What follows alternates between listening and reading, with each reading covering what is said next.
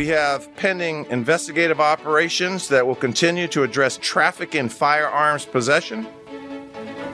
There will be arrests made for ongoing crime where there is probable cause to do so and where it is a bookable offense. Well, that's Mayor Bruce Harrell from his press conference a few weeks ago talking about launching a new wave of law enforcement on 3rd Avenue in downtown Seattle. The news right now, that enforcement has been put on hold. So why is that the case? What's the city's new strategic plan for the Seattle Police Department all about? And how are the higher costs of driving a car really affecting commuters here in the Puget Sound area? Well, guess what, folks? We have plenty to discuss here on Seattle News, Views, and Brews, your coffee break political podcast. I'm Brian Callanan. I'm a host on Seattle Channel. The views expressed here are my own, and I am joined by David Croman, the transportation reporter for the Seattle Times. David is here with me now. David, I saw some interesting activity online last week about that notorious open piece of land just west of City Hall on 3rd and Ferry downtown, vacant for a decade here. So there's a plan in place for a 57-story residential tower, rooftop pool, public plaza down below. I was just trying to figure out, what does it really need in terms of amenities on the ground level? I'm thinking maybe 24-hour bubble machine, axe-throwing bar. What do you think would be best right there? Well, I always thought, back in the olden days when we actually went to City Hall in person, I always thought that I always thought that area needed a good bar or something for journalists and politicians to sort of hang out and try and get scoops or whatever. And maybe a dark, smoky bar or something like that. Okay. All right. Quiet corners to sit in. You had me at dark and smoky. That sounds great. We'll see what happens there. Thank you, David, as always, for joining me. Thanks to our patrons for keeping the show afloat. If you're listening, please do consider being a patron to help sustain the show here. If you pledge at the $10 level, you can join the coveted Mug Club of Seattle News, Views, and Brews. Hope you can do that. And you can have your mug actually featured on the program. There you go, David. We're clinking mugs virtually here. Clink. Love it. We actually have a mug to feature this week. Mug shot of the week here. Erin sends in a lovely springtime photo of her mug in the great outdoors of Seattle. Erin, thank you for the photo, and thank you for supporting the show. If you do listen, folks, please, again, support the show if you would on Patreon. Look for Seattle News, Views, and Brews while you're there. We're on Converge Media, too. The video version of the podcast airs on Converge Wednesday evenings at 7. Off we go with right here, right now. Well, we've got a lot to discuss this week, including the City Council's agenda looking at the strategic plan for the Seattle Police Department. We'll explain that in a little bit.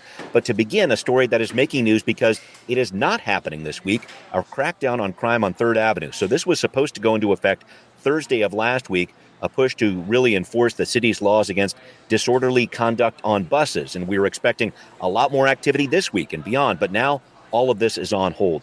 David, you reported on this for the Seattle Times. To start, I want to talk about why this delay is happening. Yeah, I mean, I think it's probably worth drawing a little bit of a distinction between sort of general police presence and then this kind of specific Seattle Police Department operation. So, if you go down there, there is still quite a bit of police activity. Yeah, mobile precinct, all sorts of stuff. Mobile precinct and officers on bicycles and on foot and walking the area.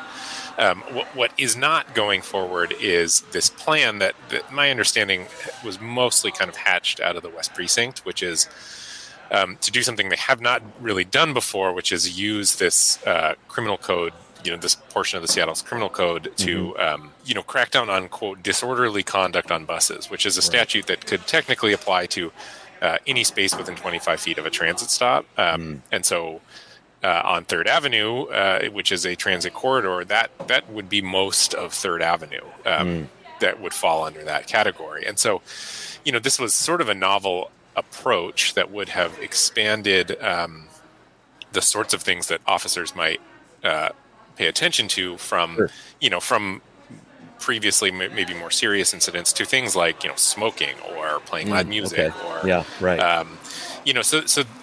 I think it's not so much that, law enforcement is pulling back from 3rd Avenue, but it is this kind of novel approach that I think at the last minute, the mayor's office maybe had a little uneasiness about it because it would have legitimately constituted quite an expansion of the sorts of things that police would crack down on. They'd have the legal authority to do these things. And on a much wider area, Which they technically have that legal authority already, but it's not something that the police department was ever really doing. And so this was explicitly a new focus on this disorderly conduct on buses criminal code. And I think kind of starts getting into the territory of, anti-loitering laws or Sure. sort of a lot of the stuff that Seattle has moved away from in recent years. And like I said, I think this really was kind of a police West Precinct led effort, and the mayor's office decided at the last minute that they didn't, and maybe it goes forward eventually, but they have decided they want to take a closer look at it before they let it go forward.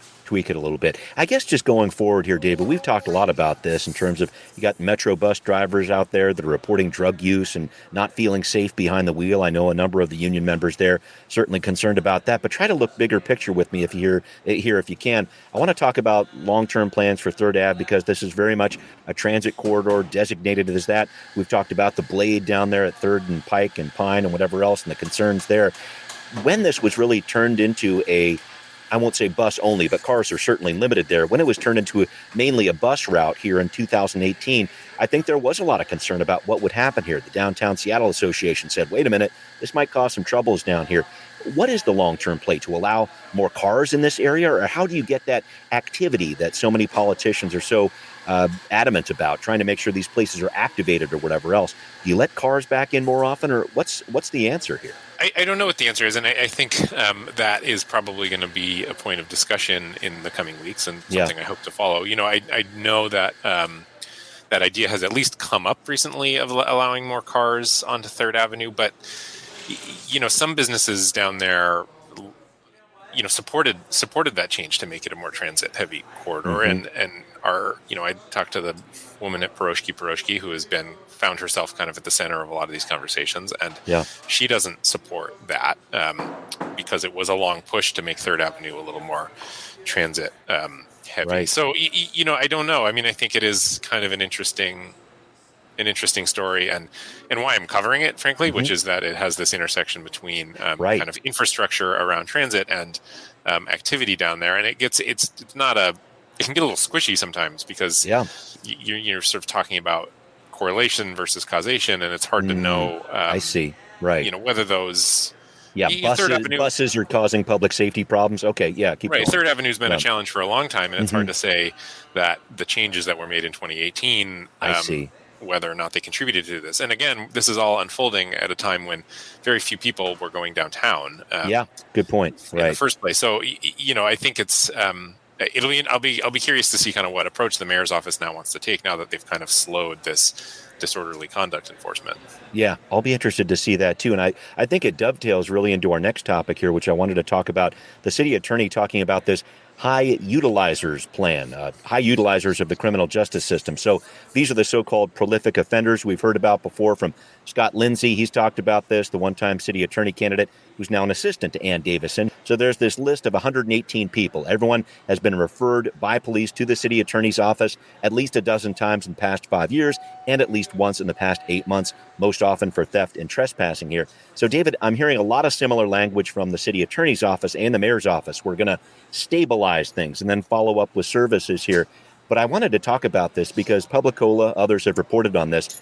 Are there enough services ramped up to even deal with 118 high utilizers of our criminal justice system? What do you think? Yeah, I mean, that is a question. This group of people is by definition the most challenging. Yes, right. But at the same time, it's like, I'm not sure what the question is. What are the alternatives? I mean, so far, again, by definition, these people have been in and out of jail a lot of times, and yet these people are still going in and out of jail. Right. So then it's does a little more jail time make the difference? I don't know about that. And so what hasn't been tried is maybe this sort of intense focus on coming up with individual plans for these people. Right. And I think that's what you see kind of Lisa Dugard and the Public Defenders Association. Public Defenders Association kind of pushing for, and why we've seen her express some optimism about this plan. But what needs to follow is, for that to work, it's a very resource intensive plan. Yeah. I mean, this is not like something you can do on the side. So no. Yeah, I mean, I think like 3rd Avenue, it falls into that category of things that have been well known, and there have been lots of plans. Yes, of different with similar names. Yes, Yeah, right. I don't know. So we'll see if this one is any different. Yeah, and I just wanted to bring up your colleague Danny Westneat had a great piece in the Seattle Times recently looking at 16 people arrested for suspected felonies. This is part of the Operation New Day effort for Mayor Harrell here. Only 2 of those people actually stayed in jail for more than a day or two. Most were either released immediately or posted relatively low bail amounts, despite the protestations of the prosecutors involved here. So the people released were repeat offenders. One of them is actually on this high utilizer list. These are people carrying weapons, in possession of drugs like fentanyl. I'm trying to figure out this disconnect with the court system, David, because I think there's some frustration, even from prosecutors here talking to these judges about trying to make some of these laws stick and some of these infractions and enforcement stick. Yeah, it's tough. I mean, I think I don't know that I can get too much into specific cases, or I don't know enough about. Nor can these, I. Yeah, these people's specific circumstances to say why they were or weren't released. But what you can say is, a lot of these folks are cycling in and out on misdemeanors, which, I mean, for one. Misdemeanors, I mean, even if you give somebody the maximum penalty under a misdemeanor, it's still only a year. You can't go further than that. And it's usually much less. 2, the pandemic, due to the pandemic and sort of public safety measures, a lot of folks who are in jail, and they were not putting people in misdemeanors in jail anymore because there were a lot of concerns about, well-founded concerns about turning the jail into a super spreader, and killing a lot of people who had been arrested for shoplifting. I mean, So there's a pandemic angle to it also, and again, it gets into this question of, I mean, is there a difference between, when you're talking about booking somebody for misdemeanors, is it a difference between 80 days and 180 days? I mean, is that going to make the difference? I don't know. Right. I don't know either. It's just, I think that there's definitely a push from a number of these different people who are involved in the system. I'm talking about prosecutors, law enforcement, judges, etc. They don't want to punish the a drug addiction part of this. There's a medical part to this too, that they want to make sure that they're being aware of or whatever else. But there's a criminal justice side to it too. I see both those pieces kind of at play here as well. Do you see that as well, that dynamic? Yeah. I mean, absolutely. Yeah. I mean, if this was an easy thing, it would be solved already.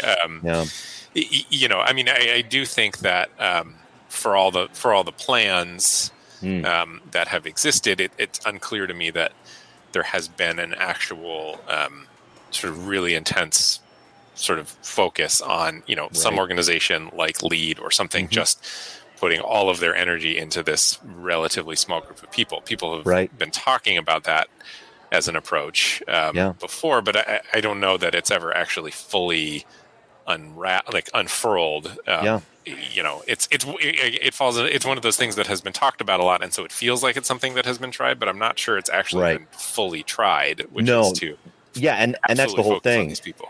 Right. No, it's a good point. And for as much as people certainly voted against Pete Holmes when he didn't get reelected here, this was something that his office tried in 2019 and 2012, looking at these specific people who had a lot of these different arrests. So we're trying it again, folks, and we'll see what City Attorney Davison can do with this one. But I'll be very interested to see how this plays out over the next several weeks and months. So thank you, David, for the back and forth on that.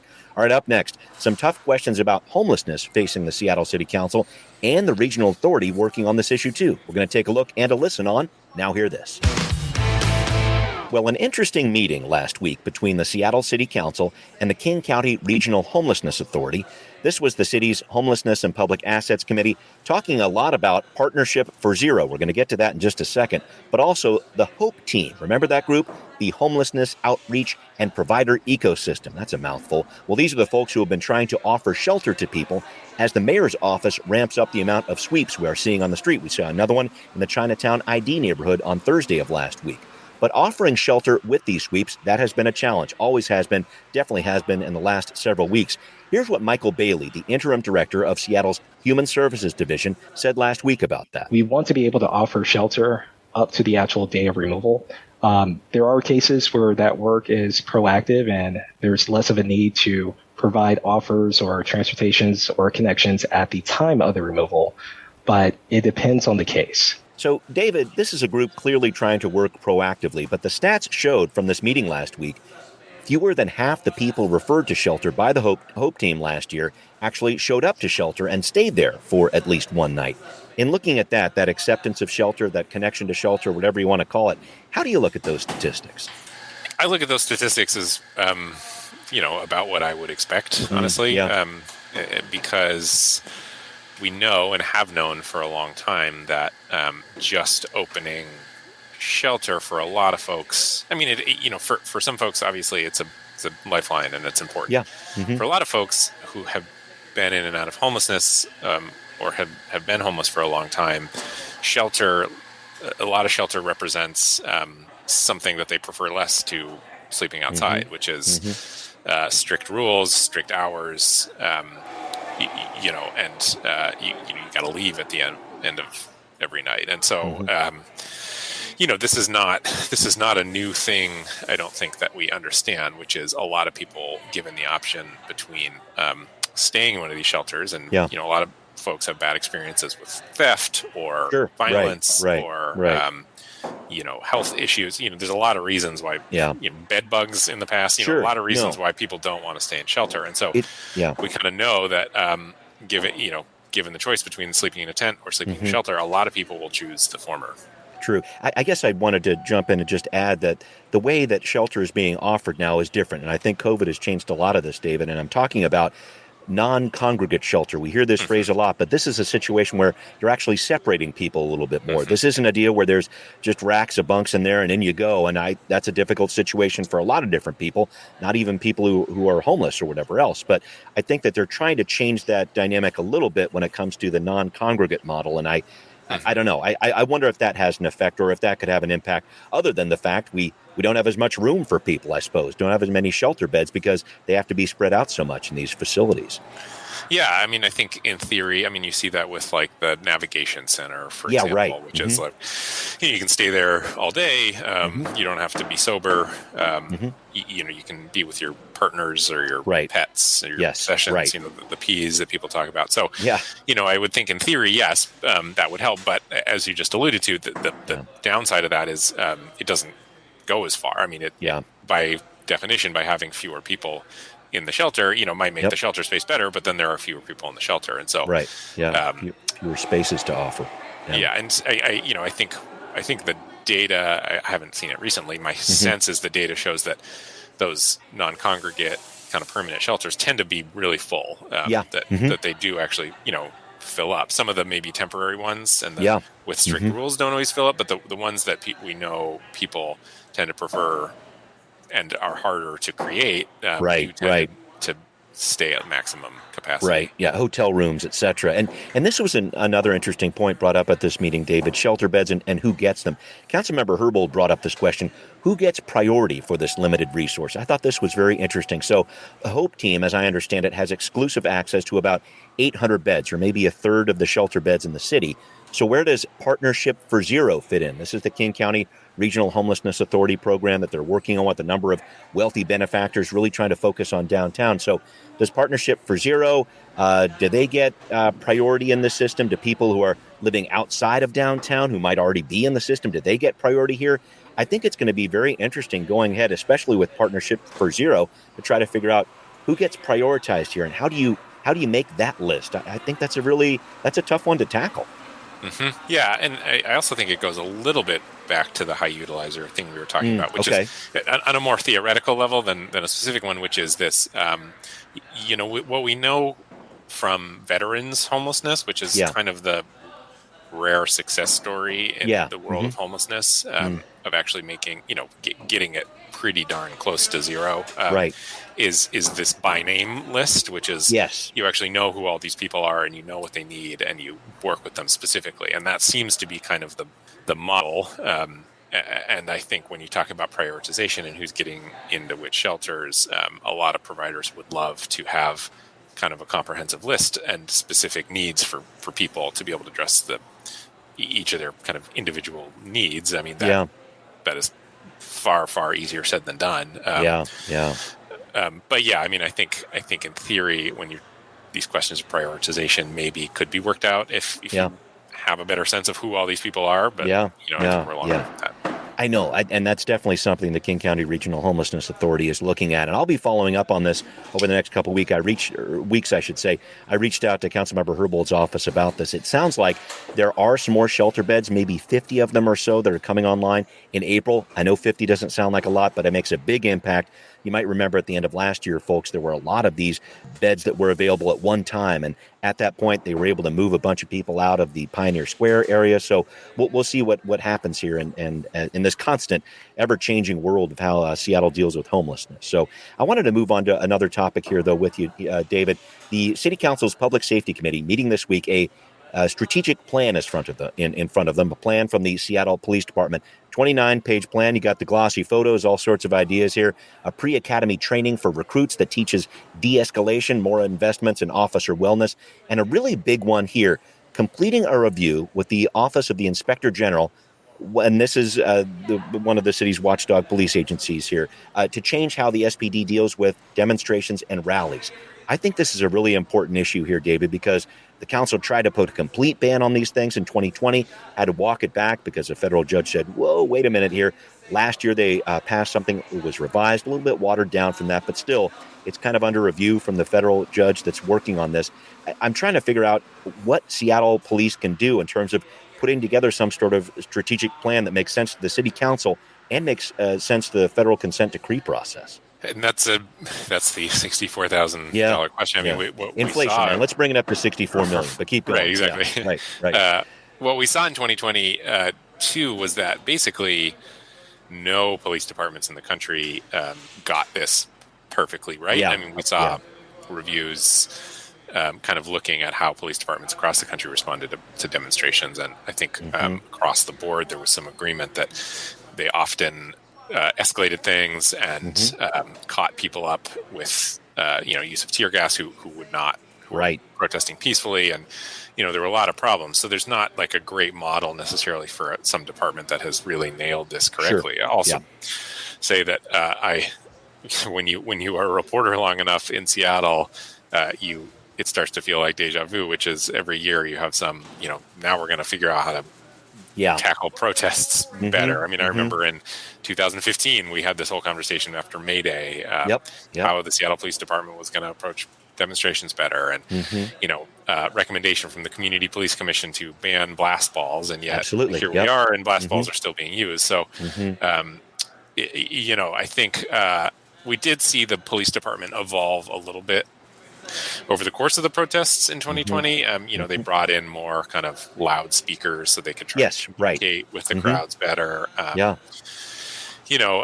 Whether it made a difference or not, I don't know. I think it's important because for a lot of people, this is becomes kind of a big interaction that they have with the police department. And if it doesn't go well, then you have lost a lot of trust. And I think the police department acknowledges that. And that was a big part of the OIG's report about this, the Sentinel Review that they put out last week. This was the idea that the SPD needs to change some of these practices, and this, when you don't have proper practices in place, then it definitely erodes trust. And I think this is something that Interim Chief Diaz is trying to respond to here, but I think you're absolutely right. This is one of those situations where we have been talking about it for some time, and I don't want to say we need another big protest to test this out or something like that, but you don't really know until one of those big type of activities happens and SPD is called out to respond to something like this. That's one of the big challenging parts of this too. Training is one thing, but actuating that training is another. Yeah, absolutely. I mean, you said it as well as I could have. I think that's part of the problem is you can have all the kind of theoretical responses in the world, but you don't know how it's going to work until it's actually being tested out on the ground. And so far, I don't know that anyone would say, including the police department, I don't know that anyone would say that they've gotten it right yet. Yeah. I know there's a lot of work going on with this, but we'll be reviewing the strategic plan over the course of this week. The city council will too. We'll report back as the details change up there. But we wanted to talk about something else to start wrapping up our show here. We are all definitely paying higher prices at the pump, fully understood here. But what effect is that really having on people living near the edge of poverty in our region? A lot bigger effect than you might think. It's time for Transportation Talk. David, I thought you had a really eye-opening story recently in the Times about the high cost of driving. Everybody's paying more for gas now. but this is really hitting home for people who can afford these kinds of changes the least. I want to talk about this and the high cost of driving, because it's not just gas prices we're talking about here. Yeah, I wanted to kind of put the cost of gas prices in the context of, what it means to be living in the Puget Sound region more generally, which is we know that the cost of housing in city centers is getting higher and higher. And so that forces a lot of folks who can't afford that into the kind of edges of the cities. But then what that also means is those people become more dependent, or, they're living further from their work. They live in places that maybe don't cater to transit access quite as well, or that transit just doesn't go to where they need to go. Or they work really long hours and they can't afford to take transit, And so you kind of get this thing where people have moved further from the city in search of more affordable housing, but then as the cost of owning a car generally, and recently specifically gas prices go up, it tends to land on those people the hardest. And so the piece I was sort of hoping to show as an example of folks where gas prices maybe are not. It's not like gas prices are the most expensive thing in their budget. Yeah. The change in gas prices, because we're talking, it's that straw on the camel's back. It feels like, $30-$40 a week. But when you're talking about it's the end of a chain of affordability issues that includes housing and utilities and food, and then you add this on top. It's whereas you or I might be able to absorb it, we kind of grumble a little bit. For these people, it means they're buying fewer groceries, they're eating less, and that really makes a difference. And it's an interesting story to me too, because it's not as easy as just saying, well, get a electric vehicle or take transit or something, because it's just a lot of these folks don't have that luxury. And so I thought it was an important angle to try and bring to this larger story around gas prices. And I know everybody wants to reduce trips too, but some people do need to drive to their workplaces. It's a difficult, challenging story. I'm glad you brought it up too, David. But I wanted to try to end, if we could, on a lighter note. We are getting very excited, everybody. Mariners starting their season. The first home game is April 15th against the Lion and Cheating Houston Astros, so keep that in mind. But most importantly, some really important giveaways to consider for the Mariners here. So, David, I'm going to give you three choices here. The three games that if you had to make a choice here, the have-to-go-to games to get the giveaway here, these are the choices I'm going to put before you. Is it April 22nd, Puffy Vest Giveaway Night? Or is it May 27th, 90s Neon Pink Baseball Cap Night? Okay, let that sink in there. Or is it June 17th, Star Wars Night, when I am actually not kidding about this, you can get a bobblehead of pitcher Marco Gonzalez dressed up like the Mandalorian. What do you think? Wow, okay, yeah, I don't know. I kind of like the bobblehead one. I've spent a lot of time at my desk, so I could always use more adornments on my desk. They're calling him the Marco-Lorian, just so you know, with a removable helmet. Yeah, I know. I see what they did there. So we'll see what happens. I can't wait to go to a game with you, man. That's going to happen very soon. I can't wait for that. Well, thank you, David, as always, for joining me here, and may the force be with you as always. And thanks to everybody listening out there, especially our patrons. It's Seattle News, Views, and Brews, where you can always find out what's brewing in local politics.